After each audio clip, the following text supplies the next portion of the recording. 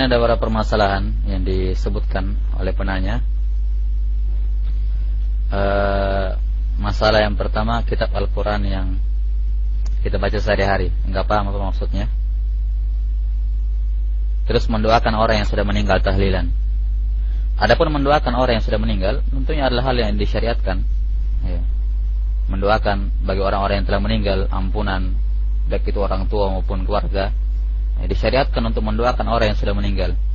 Cuman, ya, bukan dalam bentuk ritual atau acara tertentu. Bukan dalam bentuk acara atau ritual tertentu.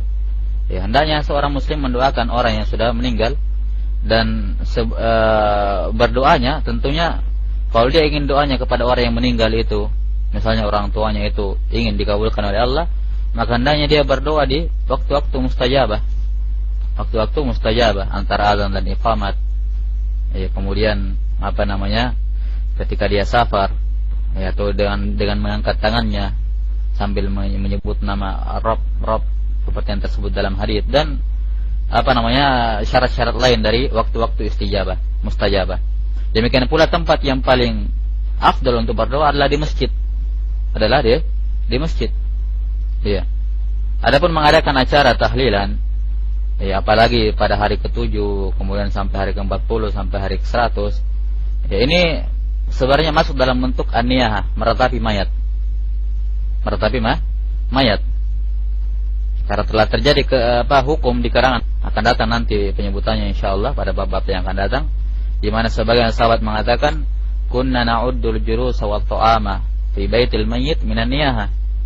Kami menganggap duduk-duduk dan makan-makan di rumah mayat itu termasuk meratapi. Iya. Dan tahlilan ini hakikatnya bukan membuat orang keluarga itu gembira, tapi justru membuat mereka bersedih. Buat mereka bersedih. Iya.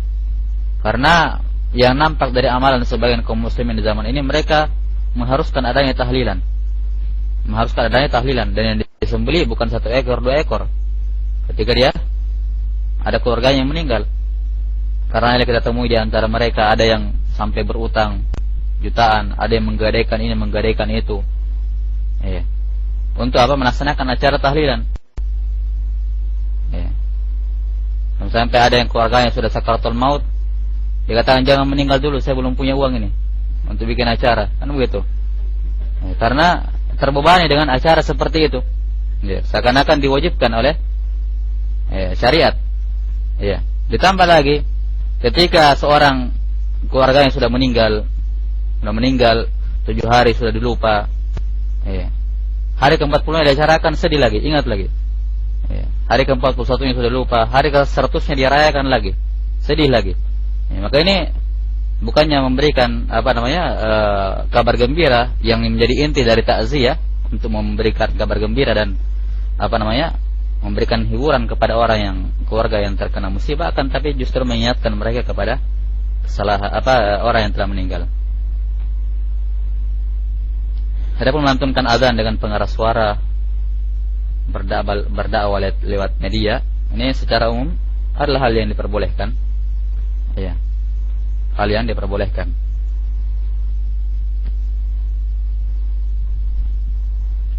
Dan bukan termasuk perkara yang bid'ah, karena masalah-masalah bid'ah itu tidak bisa menjangkau masalah-masalah duniawiyah. Ya, dia hanya bisa menjangkau masalah-masalah agama. Bid'ah hanya dalam perkara-perkara agama. Adapun dalam masalah dunia, maka silakan dia mengadakan penemuan apa saja yang dia inginkan, berbuat apa saja yang dia inginkan, ya. Dan tidak akan terhitung sebagai bid'ah. Kalaupun melanggar syariat, maka dia dihukumi sebagai maksiat, bukan sebagai bid'ah. Iya. Kemudian tawassul kepada Rasulullah SAW. Bertawassul kepada Rasulullah, para sahabatnya, atau di sini butuh dibedakan tawassul dengan kepada Rasulullah, tawassul dengan Rasulullah, serta para sahabatnya, para wali Allah, para alim ulama sebelum berdoa.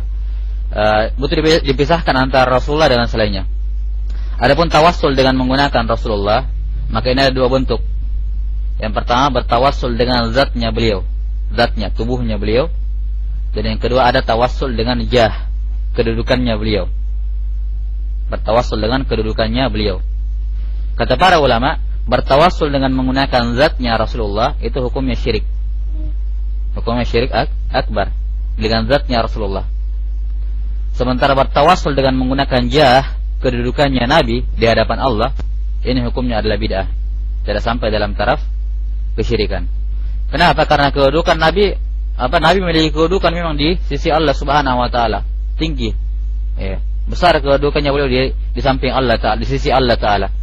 Tapi tidak pernah dituntunkan oleh Nabi untuk bertawassul dengan menggunakan jah, dengan kedudukan beliau.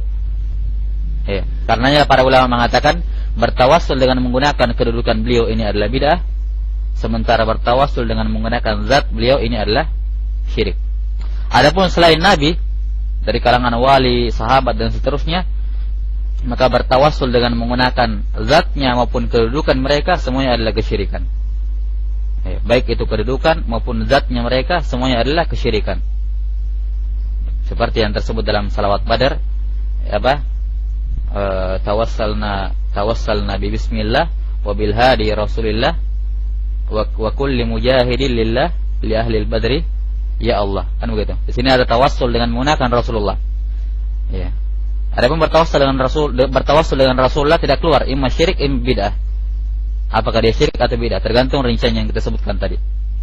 Adapun tawassul dengan ahli Badar, penduduk Badar, penghuni Badar, prajurit perang Badar yang meninggal, maka itu adalah kesyirikan.